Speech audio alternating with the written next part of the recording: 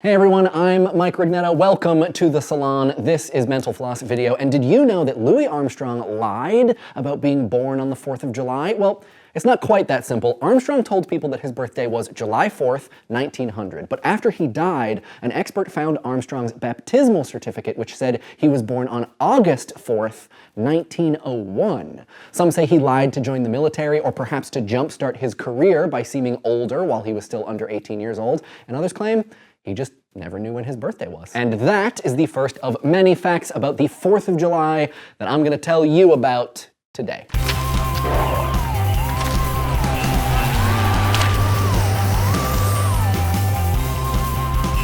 Only one of our American presidents was born on the 4th of July. So far, it was Calvin Coolidge, born in 1872. As it turns out, July 4th is one of the rarest birthdays in the United States. According to data from the New York Times, it is the third least common birthday. The least common birthday is February 29th, of course, and if you don't count that one, it's December 25th. A handful of presidents have died on July 4th, though. You've probably heard the infamous story of John Adams and Thomas Jefferson dying on the same day, July 4th, 1826. It's said that Adams's final words were, "Thomas Jefferson still survives." Unfortunately, he'd already died earlier that day.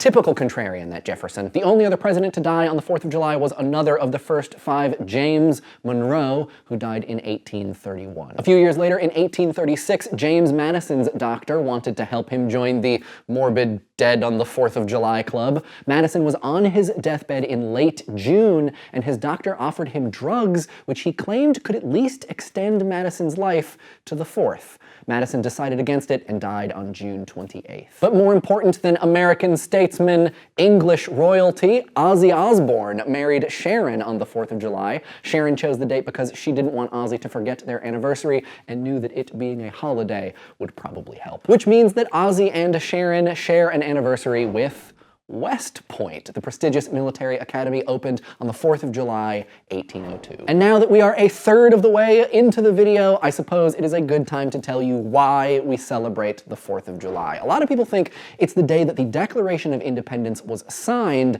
but that's actually not true. It was signed between August and November of 1776. The Continental Congress voted on the Declaration on July 2nd and then officially adopted it on July 4th, making July 4th the adoption of Independence Day. You may have found yourself wondering if there's anything on the back of the Declaration of Independence, especially if you are a National Treasure fan, and aren't we all? There is something on the back, but it's kind of boring. It reads, Original Declaration of Independence, dated 4th of July, 1776. Oh, and also there's a list of all of the founding fathers who are members of the Illuminati. It's all of them. Spoiler alert. On July 4th, 1776, as many as 200 copies of the Declaration were printed. They're known as the Dunlap broadsides. Weirdly, we now only know where 26 are. Most of them are in various American institutions, but where did the rest of them go? What did people do with them? I have so many questions. Meredith, call Nicolas Cage. Exactly 1 year later, people celebrated the first anniversary of the Declaration. In Philadelphia, 13 cannons were set off for the 13 colonies. There were also bells, fireworks, and streamers. Speaking of 13, every year the Liberty Bell gets tapped 13 times on the 4th of July. It doesn't get rung anymore because it is super old and, you know, all cracked, but they do play bells while they tap it. The tiny town of Bristol, Rhode Island actually gets credit for having the longest running 4th of July celebration. The town started celebrating in 1785 with a small church service. Nowadays, it's more about the parade. There's also 3 weeks of events leading up to the holiday. Even the White House didn't start their annual 4th of July party until 1801. This was when Thomas Jefferson was president and he started the tradition. Nowadays, the White House usually invites military families over to spend the day. Another cool celebration takes place in Morell's Inlet in South Carolina. They have a boat parade in a creek.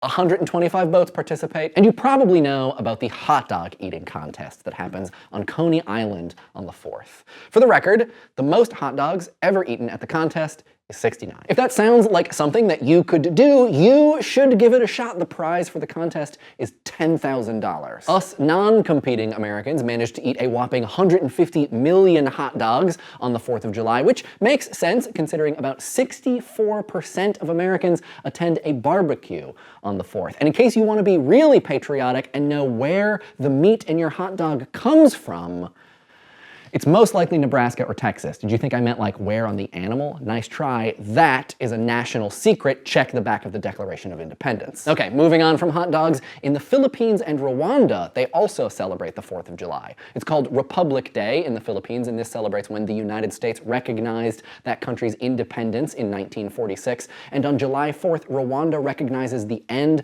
of the Rwandan genocide in 1994. Time to talk about fireworks. Americans light about 200 million pounds of them every 4th of July, and if you've ever wondered how fireworks work, it's all chemical. They contain fuel, an oxidizer, and a combination of chemicals giving them a particular color. Then, when you light them all, the fuel releases a bunch of energy, and fireworks work. Interestingly, blue fireworks are very hard to make, so it's not super convenient for the 4th of July. In blue fireworks, there needs to be copper chloride, which comes apart really easily. You need to light them at a very particular temperature, or else the blue doesn't show up. Finally, I return to the salon to tell you that according to AAA, about 41.9 million people travel a minimum of 50 miles on the 4th. So if that's you, be safe this holiday and enjoy your Nebraskan meat. Thanks for watching Mental Floss video, which is made with the help of all of these very nice people. If you're in the US, Philippines, or Rwanda, happy 4th of July. And if you're not, happy just normal Monday. And of course,